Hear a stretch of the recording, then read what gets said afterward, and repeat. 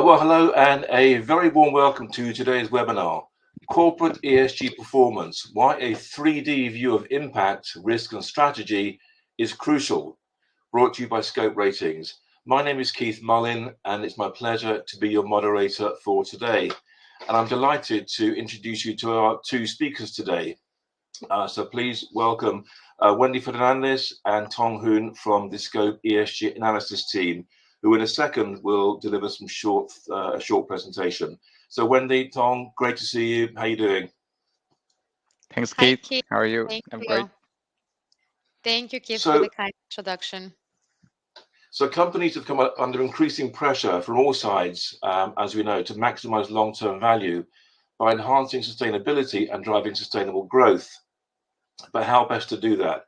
What Wendy and Thong will outline in a moment is that evaluating the double materiality of ESG impacts and risks and analysing strategies for managing them are vital.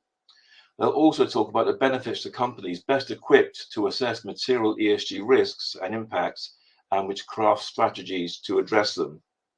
Now, we've developed an ESG performance score to help companies achieve this, and they will run through how that works and go on to show some of the results a little later.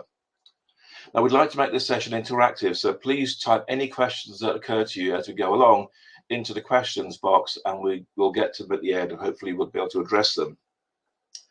Today's slides will be available for download at the end of the session. I'll explain how to do that later. So that's it from me. Wendy, I believe you're going to go first, so let me hand over to you. Thank you, Keith. Hi, everyone. My name is Wendy Fernandez, and we are very happy to be here with you today. We hope you enjoyed this short webinar on our ESG performance score, and please feel free to reach out if you have any questions. So when we started Scope ESG a few years ago, we had this impact approach. So all of our products were impact-based. If you see the ESG providers landscape, you see that most of them focuses on risk, and some of them, very few of them, focused on impact. And we were part of this handful of providers that were focusing on impact. But I think it was last year or 2 years ago that the European Commission introduced this double materiality concept, and where it's basically the combination of impact and risk in the same analysis. And it's changed the way that we analyze ESG. So we have different products in our portfolio, and but we really wanted to engage with this double materiality concept, because ESG cannot only be seen on one side of the coin. It cannot only be seen as impact or risk. And for us, it's also broader than impact and risk. For us, there is still a missing component, a very important side of ESG. So we were thinking that there has to be a comprehensive analysis on both of them, of course, ESG impact and ESG risks, but also what a company is doing to transition away from this maybe harmful way of operate to a more sustainable way of work. So that's how and that's why we created this ESG performance score. So our ESG performance score focuses on 4 core elements, which are highlighted here in the slide. The first one is the materiality assessment, where we identify the company specific material ESG impact and risk factors. Then we have the impact assessment, which is the evaluation of a company's impact on environment and society. And then we have this ESG risk assessment, where we have this double materiality, where we analyze how exposed is the company to ESG related risks, but also how well is the company managing those risks. And the fourth one, which is for us kind of like how we close the circle on ESG, it's this forward-looking component, which is the strategy assessment, where we analyze how the sustainability strategy of the company and their objectives, their policies, their strategies, their targets, both on short term and long term. So here, let's go to the first element, which is the materiality assessment. Here we take into consideration 2 sides. we take into consideration the impact materiality, which is the inside out. So how my company, how my product, services, operations impact environment and society.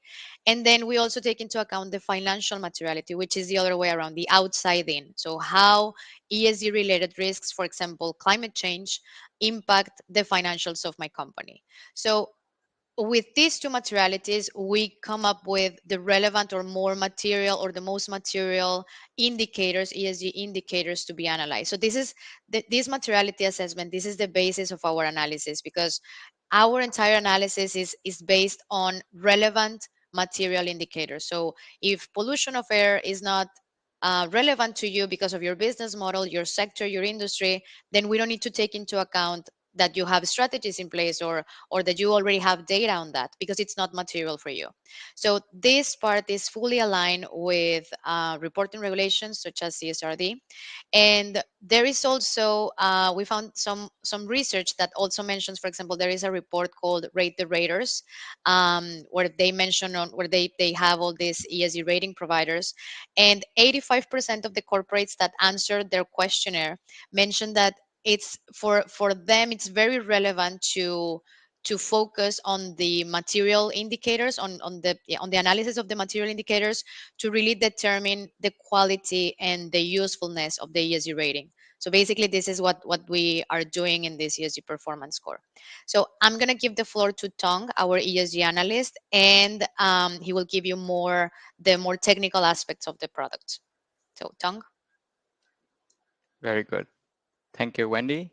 And also, thank you very much for the audience that joining us today.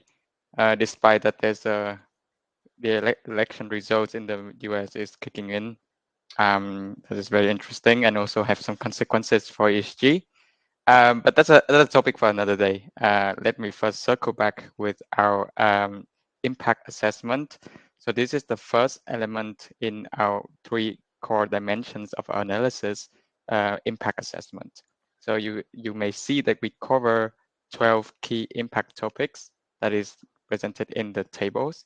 That is closely correspond to the very well-known reporting standards. So the ESRS, the European Sustainability Reporting Standards, and the GRI, the Global Reporting Initiative. But here's the catch, as Wendy mentioned, we only consider material topics, right? So we won't judge you for your air pollution if you're a bank, or we won't consider energy production for automotives. So we only consider topics that are material, and topics are weighted depending on the company's estimated footprints or the materiality as well. And for each topic, we can have several indicators that can be a negative indicator or a positive indicators. And depending on the positiveness or the negativeness of the indicator, we have this scorecard approach that have a range from -2, -1 to +2, depending on the indicator, with -2 representing the most significant adverse impacts that the indicator has on the environment and the society surrounding, for example, GHG emissions. But there's also some indicator that can generate a positive impact on the environment, such as the use of renewable energy or the reuse of water consumption time. So those are the indicators that we also have in our key impact topics. Actually, Thong, sorry to interrupt. Can I just stop you there? I've got a couple of questions that have come in before you move on to the next slide. Right. So when it comes to impact assessment, how do you assess materiality, and how do you incorporate sector-specific ESG factors?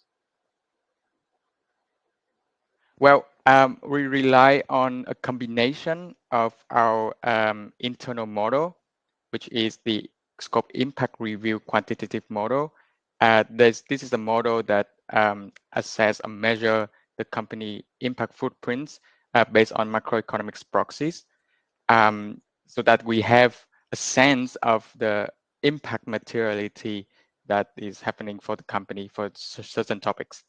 And on the other hand, we also rely on the SASB materiality map, which provides us some industry-oriented industry-oriented insights on which topic is material for the company. So that is more like financial materiality. So this is revolve around the double materiality that Wendy mentions in the previous slides and the previous points.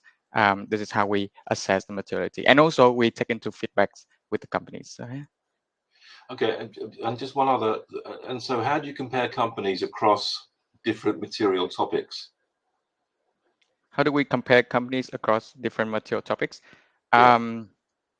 That's actually a very good question, because companies can have different topics that are material, and the number of topics that are material for companies can be different across companies, right? Yeah.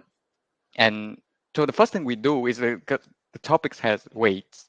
So the first thing we do is reallocate on the weights from non-material topics to material ones. So all the weights must sum into one, right?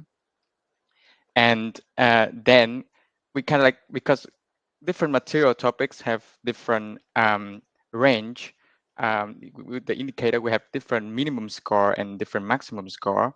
So what we do is like we have a normalization of those scores by minusing the minimum score from the score that is assigned, and divided by the gap between the maximum score and the minimum score. So, but all what we are going to all that we just did is just like having an we provide a range of score that is running from 0 to 100. So we kind of like transform the score from 0 to 100.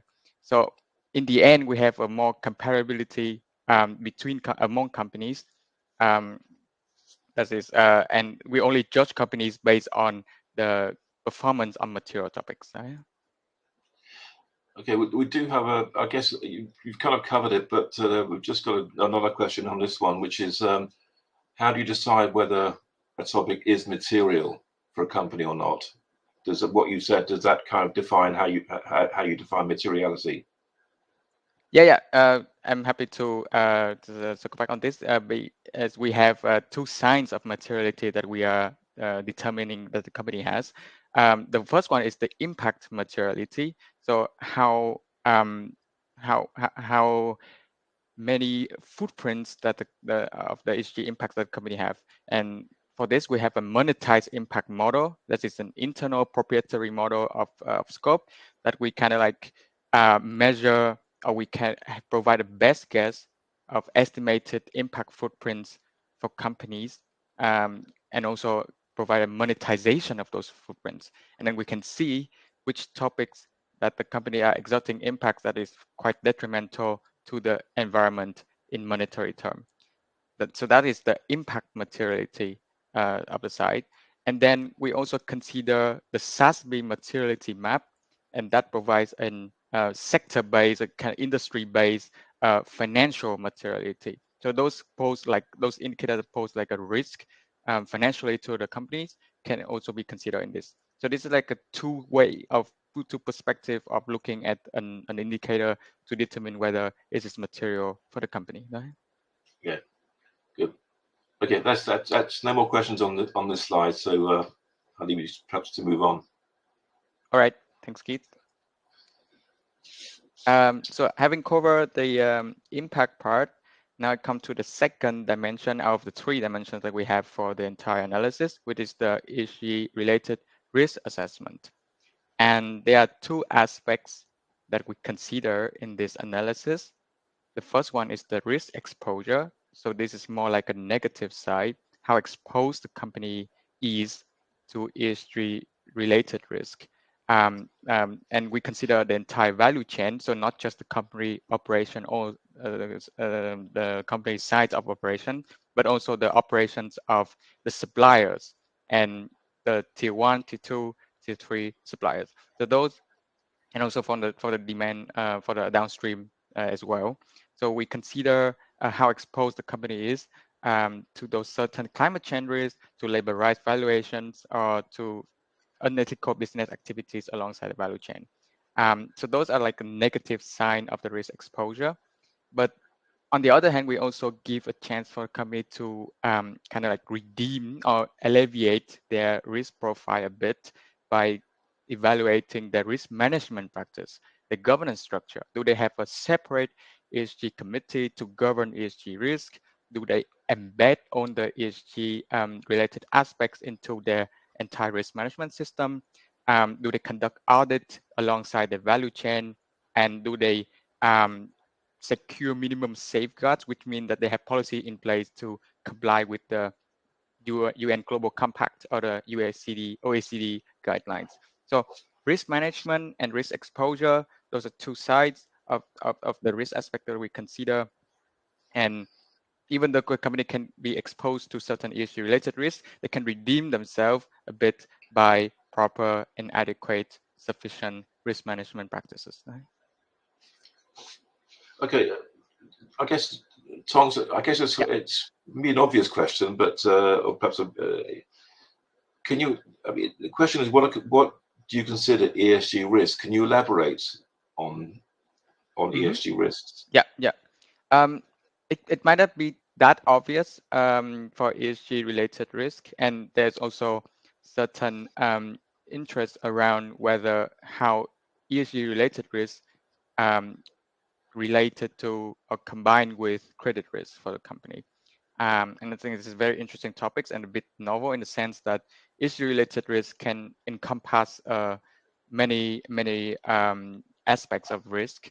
One, for example, if a company is involved in controversies that related to product safety, that related to product damage on the property or on individuals, then they are prone to reputational damage. They have a reduction in the brand image, and they also face litigation risk, which just means that they face lawsuits coming from the authority or either by individuals. So litigation risk, reputational damage, that's some examples. Another example can be like for chronic and acute climate change, if we have like an extreme weather events like a hurricane or the recent flood in Valencia that the company is exposed to, which means that this flood can destroy or damage the company's property, facilities, causing business disruption. So this is operational risk. And it can also cause the company assets to be written off the balance sheet. So this also pose another risk. So those risks can affect the company's financial accounts in various ways. We already discussed about the profit and loss account by operational risk or the loss of stranded assets on in the balance sheet. So this is and then it's interesting to see how, for example, the loss of facility due to climate change, due to an acute extreme weather event, can link to the ability of the company to repay the debt, which is credit risk. Yeah, I hope Yeah, that indeed. partly answers the Okay, questions. the questions are streaming in here, Thong, so I'm going to carry on if that's all right. Does the risk exposure only have one element to rate, or does it have many sub-themes? If so, how many?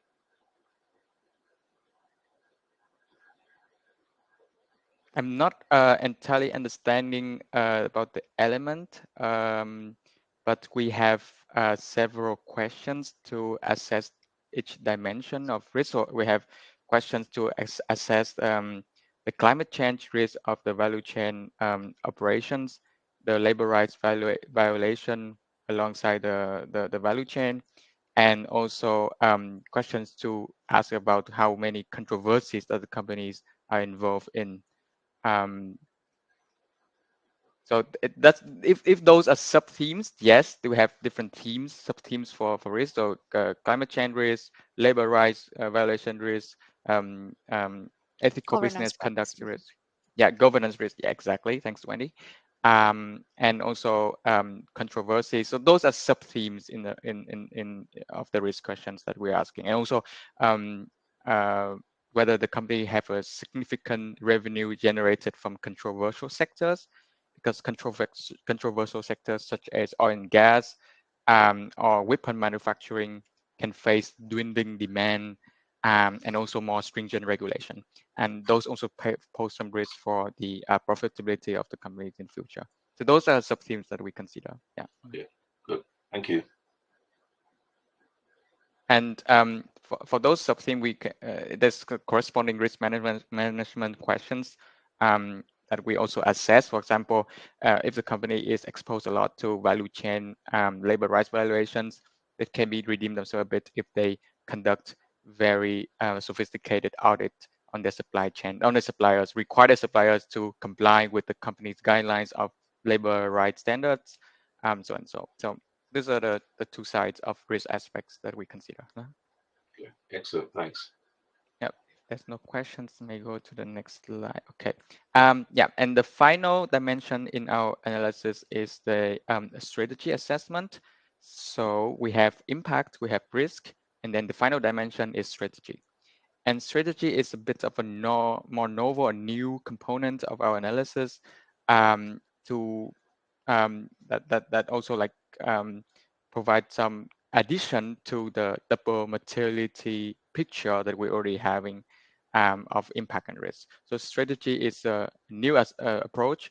It's a more forward-looking perspective that we evaluate the journey of the company to transition to a more sustainable future.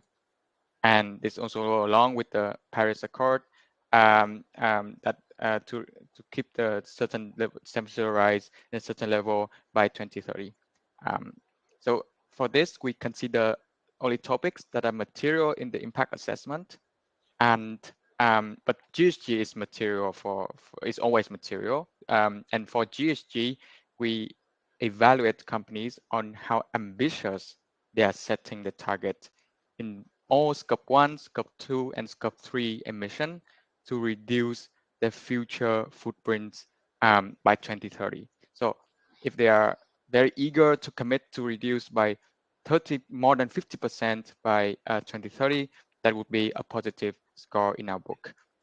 So for GSG, we consider the ambition of the company in both and in all scope 1, 2, and 3, especially scope 3, which is very crucial to align with the Paris Agreement. And yeah, for other indicators, we consider whether they develop initiative, whether they set an concrete plans, and more importantly, whether they include quantitative targets. So we, for example, the aims at having a 100% circularity rate, that they recover, recycle, or reuse all of their waste. So that to us is an ambition commitment, and we reward that by higher score if they include a quantitative target that they need to meet in the future. And yeah, and finally, the strategy scores are adjusted based on the current impact profile. So we want to, like, it's a bit of balance between things, right? We want to reward company for their commitment for the future, but it's something that has not yet materialized, and there's something going to happen in the future. And we also want to kind of like evaluate a bit of the likelihood that they meet the target. So the scores of the strategy part is adjusted a little bit based on their current impact profile. So if you are a very heavy emitter right in the moment and you commit to 100% reduction in the future by GHG, that's all and good. That's very good ambition, but we tend to be a bit more cautious on this as well. So we don't take their words for granted from the face value. That's what I'm trying to say. Actually, if I may, sorry to interrupt you again, but you kind of alluded to it. I think you've kind of answered the question, but I just want to be clear. And to look at strategies are strategies. That's all fine, and future commitments to reduce emissions, etc., are all perfectly reasonable and well and good. But how feasible they are is perhaps another matter. And so, do you evaluate the feasibility of corporate strategies? Yep. That's actually an interesting question, and that's something that we want to consider as well when evaluating strategy. For GHG reduction, we also cross-reference with the SBTI target, which means whether the target is approved by the Science Based Target Initiative. So we do a bit of cross-reference whether the target is meeting the latest required by science. And so that's one aspect.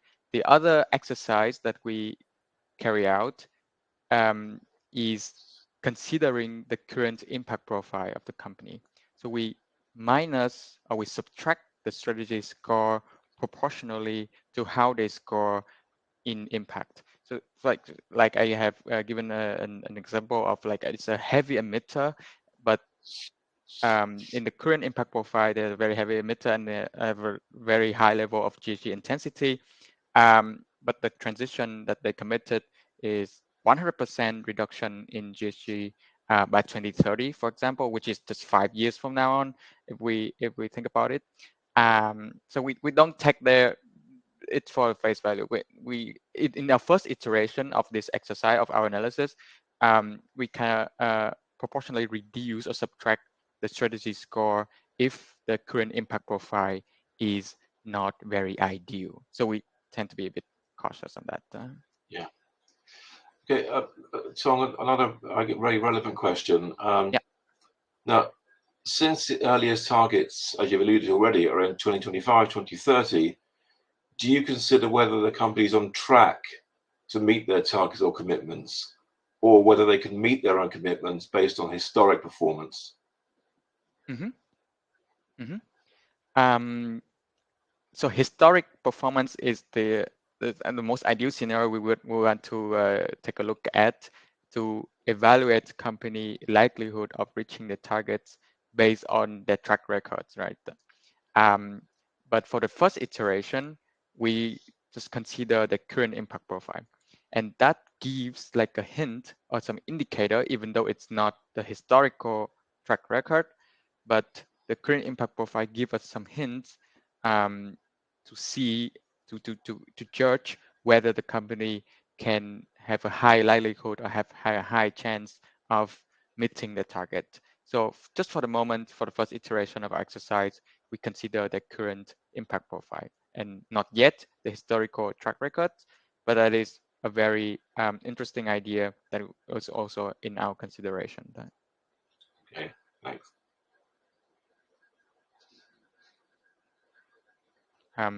If there's no more questions, maybe I can go into the next slide.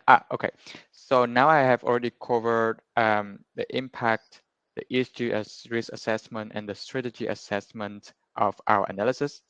And in the final score, we conduct a weighted sum of all 3 dimensions to give weight to impact and ESG risk equally of 40% and strategy 20%. So strategy is a novel component, and it's also the commitment in the future that has not yet materialized. That's why we give a bit of lesser weight to strategy and equal weight to impact and risk. And after the weighted sum of all 3 dimensions, we arrive at a score ranging from 0 to 100, with 0 being the worst performance and 100 being the best performance. And here I include an example of 90, and 90 would actually correspond to a transformative score. So transformative score is a qualitative score that correspond to the numerical score that we have. So the qualitative score serves more like a better communication of the label of the company, that the company is green or a bit less green or a bit limited on their sustainable journey. So we have 5 brackets of qualitative or like this kind of labels that we have, including limited, let's say also negative, negative, limited, and then neutral, and then positive and transformative. And those are step of 20 of the bracket. So if you 0 to 20, you are a negative profile. If you're 20 to 40, you are a limited profile, and so on. So if you are if your numerical score is not 80 to 100, you belong to the transformative brackets, and you are evaluated to have a very sustainable profile. With that, what I want to say Okay. is okay, right. So Is there I've any got some questions questions. I regarding didn't the want, slide? I didn't want to cut you off. sorry, I wasn't sure if I was going to intrude on your train of thought, but no worries. why don't you finish? And I've got some questions of coming on this one. Yeah. Okay, shall I go now? Yeah. Yeah.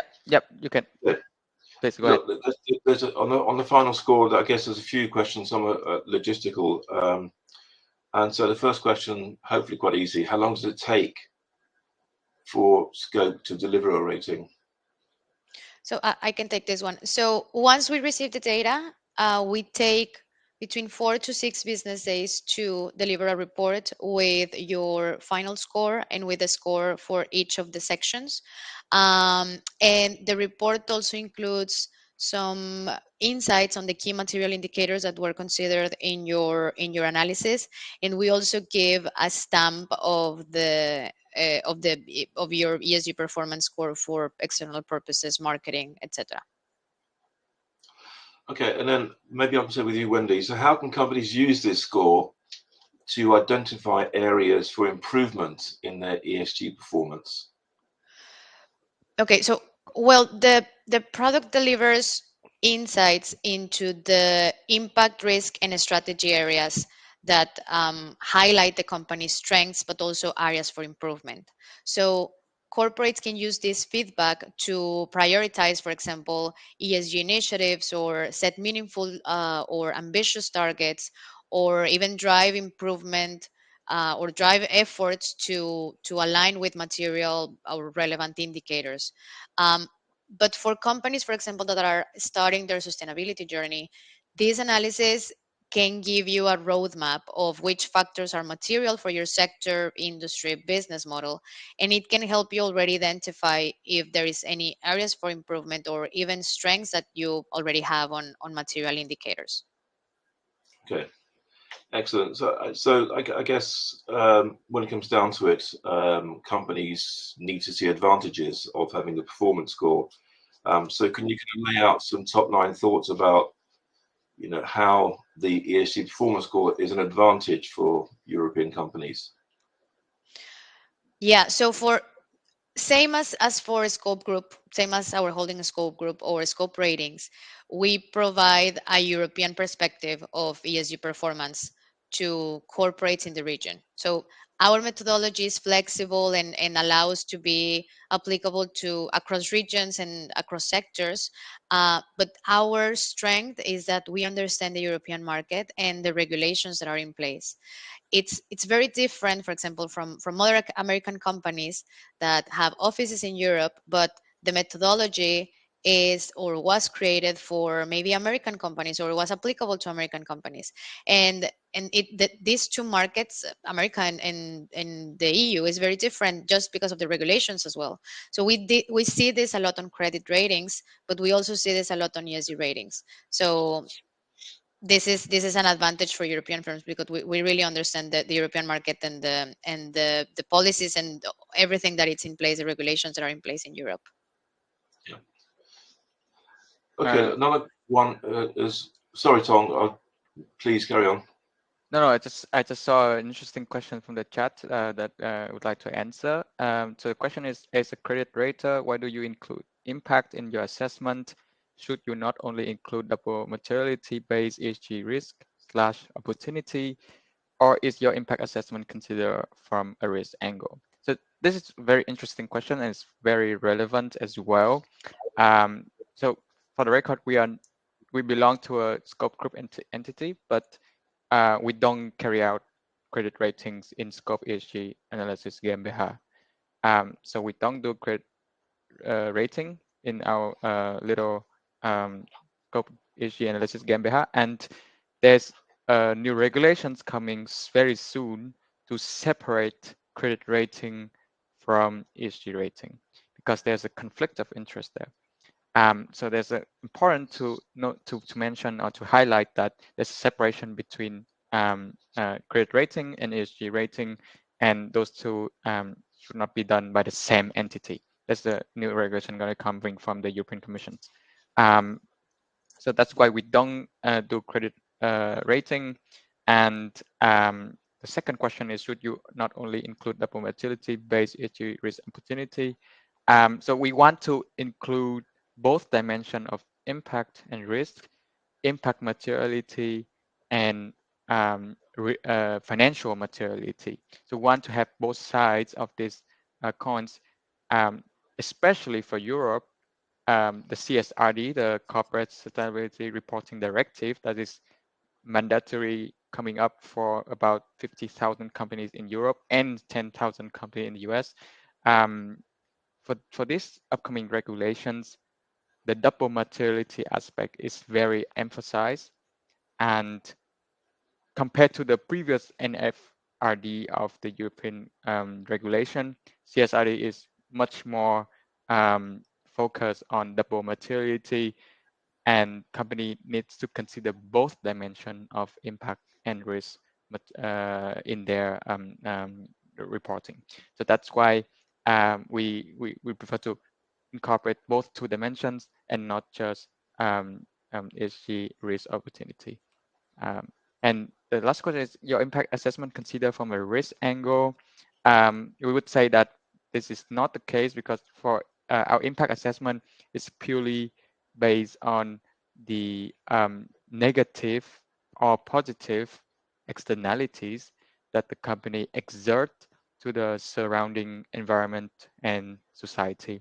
So this more or less what the company influence or cause um, have the effect, have the exert the effects on their surroundings. So if you are, for example, an energy or utilities company that you consume a lot of water in the local neighborhood, that's why that means that you provide you cause a constraint on the water supply of the current neighborhood. That's impact for your community.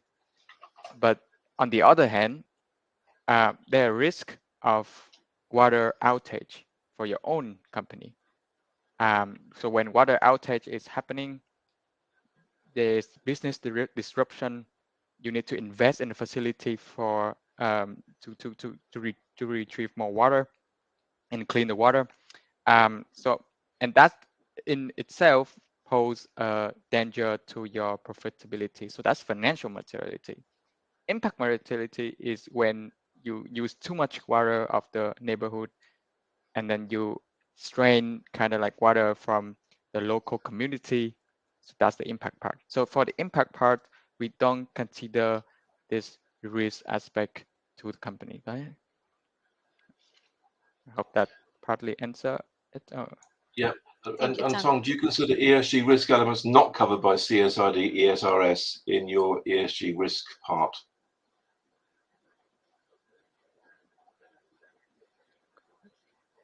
Do you consider ESG risk elements not covered by CSRD, ESRS? So ESRS, so CSRD is the regulation, is the directive, and ESRS is more or less a reporting standard that is required by CSRD that company needs to adopt.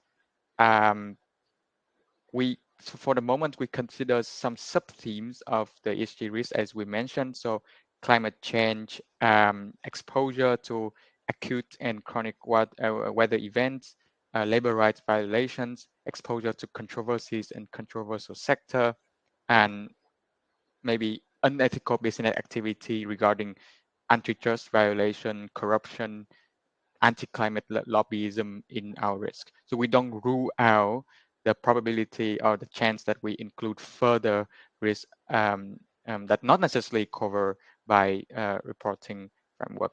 So we use reporting framework as a guideline, but we also open to other inclusion in the future. Right? Okay. Thanks. Perfect. Now let's keep it going then, Thong. Yeah.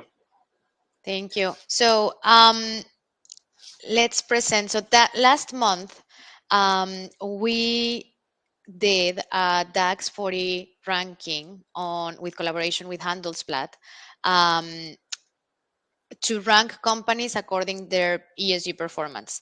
And this was this partnership with Handelsblatt has been a significant step on in evaluating Germany's largest corporates on ESG achievements, but also commitments. So we've designed this as an absolute ranking rather than a relative ranking by sector, and because this approach also allowed us to provide a clear, straightforward assessment of each company's ESG performance, and to give transparency to investors and stakeholders that are looking to understand how these firms are navigating or are addressing these sustainability challenges. So our analysis showed that even the top performers have room for improvement. So many companies have taken a lot of strong steps forward or towards the ESG, but there is still a strong potential to enhance or to improve their alignment with ESG goals. Especially in areas like renewable energy or supply chain, for example, or setting long-term environmental targets. And this insight, I think, gives or highlights the idea that ESG is a journey rather than a destination, and it is crucial and it is essential to have ongoing efforts and improvements on ESG. So our work with Handelsblatt has allowed us to create a platform where we not only inform companies on their ESG performance, but also motivates companies to set even more ambitious ESG goals or targets. So we're thrilled to see where this rank leads. And I think there was a question in the chat that next to DAX companies, if we want to publish further performance score, and the answer is yes. So we plan to have other projects like this, like the DAX 40. We are still not sure if it's going to be in Germany or in other region, but yes, that's the idea to continue this analysis. And last slide, and then we finish here with the webinar, and we give you some time. If you want to get your ESG performance score, you can go directly to our platform. So in the platform, you go strictly to the first step of the questionnaire, because this ESG performance score is based on a questionnaire. We can give you a preliminary ESG impact score for free, and this is based on our quantitative model that it's based only on impact. And there you just need to provide the name of your company and total revenues, because that's how our quantitative model works. But if you go to the next, we also put it here in the link. Sorry, the link in the presentation that you will have access to later on. But if you want to go straight to the ESG performance score, you can just complete the full questionnaire there. And this is only on material ESG indicators that are relevant to your business. So our questionnaire is structured in 3 divisions or in 3 sections. So impact, risk, and strategy. The impact side has up to 24 questions, but of course this is different. This is not you don't need to answer the 24 questions, because this is only for material indicators. So if you have 2, 3, 5 material indicators, and that only the questions that correspond to those. And then we have the risk assessment. We have 10 questions in total, which is 5 for exposure and 5 for management. And then we have the strategy assessment, which is up to 11 questions, but this is also on the material indicators for your company, your sector, your business model. Okay, cool. In fact, there's a kind of follow-on question, Wendy, which is kind of a perfect segue from what you just said, which is a kind of it's a license for you to really provide an overview of how good the product is. And so, I guess what does Scope's ESG assessment address and do better compared to other companies with similar products and scores? It mentions 3 or 4 of the better known companies, which I won't name, but yeah. So if you see all the ESG rating providers landscape, everyone has different methodologies, different approaches. For example, MSCI is more on the risk side. So we have very different approaches, right? So I think you can take your pick. But for us, the I think what we address better compared to others is that we take into account this, besides this double materiality approach, because we really take into account this impact and risk. It's not the same as an ESG rating provider that was only focused on risk and only takes into consideration some of the impacts. We really take full consideration of full impact and full risk, but we also have this forward looking component, which is the strategy. And we've seen that other providers, they take into account the strategy, but not maybe not as much as we would like to do. And the strategy part for us is it's the most important, it's one of the most important things, because it's a transition, and it's not only the way that you are doing business, but it's also how you are transition to have a more sustainable way of operate or work.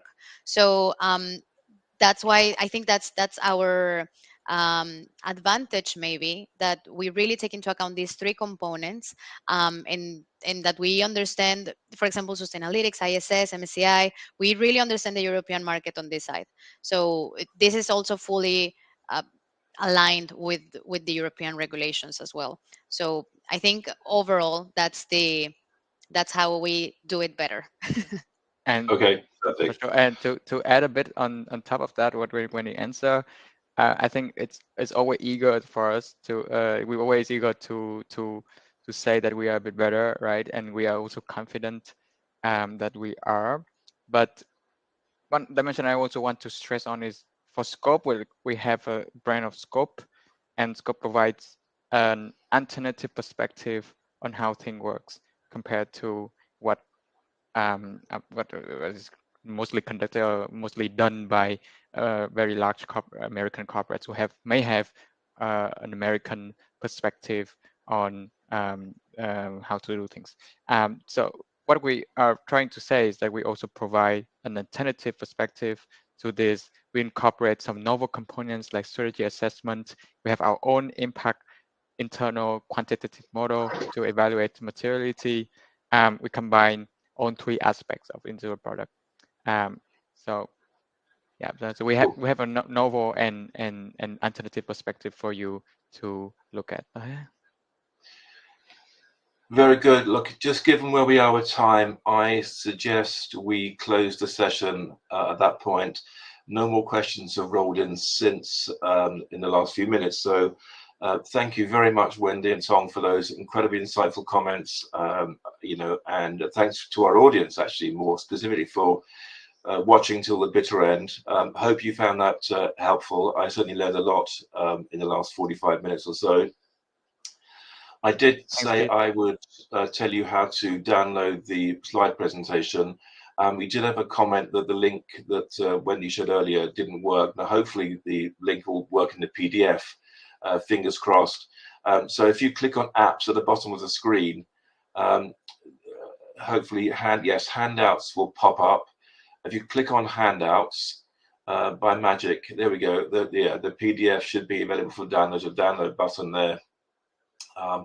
If for any reason anything doesn't work in the PDF, let us know and we'll reach out to you one-on-one and give you what you need.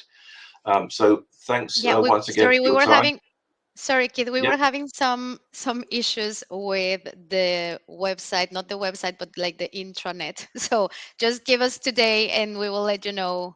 We will let you know as soon as it's we come back functioning to you. again. Yeah, we come back to you. Sorry for that. Right, and of course we're always open for further questions. So any questions you have about any aspects of what we discussed, or anything we haven't discussed, which is of interest in ESG, please do reach out to Wendy and Thong, and they'll be more than happy to engage with you as appropriate. So thanks again. Let me wish you a very successful and hopefully fun rest of the day. This is a subject which is going to run and run for years, and so we do these outreach activities now and again. So at the appropriate time, we'll be back with some updates, and we'll certainly make you aware as and when we do if we publish any more performance score analyses. So that's it from us, and so we'll say goodbye for now. Thank you very much. Thank See you, you next everyone. time. Bye.